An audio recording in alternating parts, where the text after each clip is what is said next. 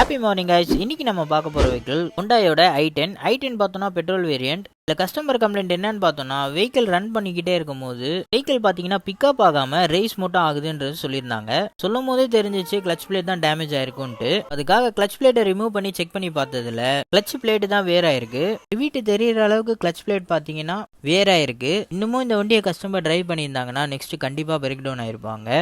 i10க்கு என்னென்ன சேஞ்ச் பண்ண போறோம்னு பார்த்தோம்னா cover assembly, clutch plate and release bearing, அது கூடவே கியர் பாக்ஸ் ஆயிலும் தான் சேஞ்ச் பண்ண போறோம். i10க்கு கியர் பாக்ஸ் ஆயில் கெப்பாசிட்டி தெரிஞ்சா மறக்காம கமெண்ட் செக்ஷன்ல கமெண்ட் பண்ணிடுங்க. கிளச் பிளேட்டை மாற்றும் போது எப்பவுமே கரெக்டான பொசிஷன்ல வச்சு தான் கிளச் பிளேட்டை பார்த்தீங்கன்னா மாட்டணும். இல்ல அப்படின்னா ப்ராப்பரா கியர் எங்கேஜ் ஆகாது. அவர் கிளச்சை ரிலீஸ் பண்ணும்போது வெஹிக்கிளுக்கு பார்த்தீங்கன்னா ஒரு ஸ்மூத்னஸ் இல்லாம வெஹிக்கிள் பார்த்தீங்கன்னா ரன் ஆகும். கியர் பாக்ஸ்ல வேற இருக்க டஸ்ட் எல்லாம் கிளீன் பண்ணிட்டு ரிலீஸ் பேரிங் ஃபிட் பண்ணியாச்சு.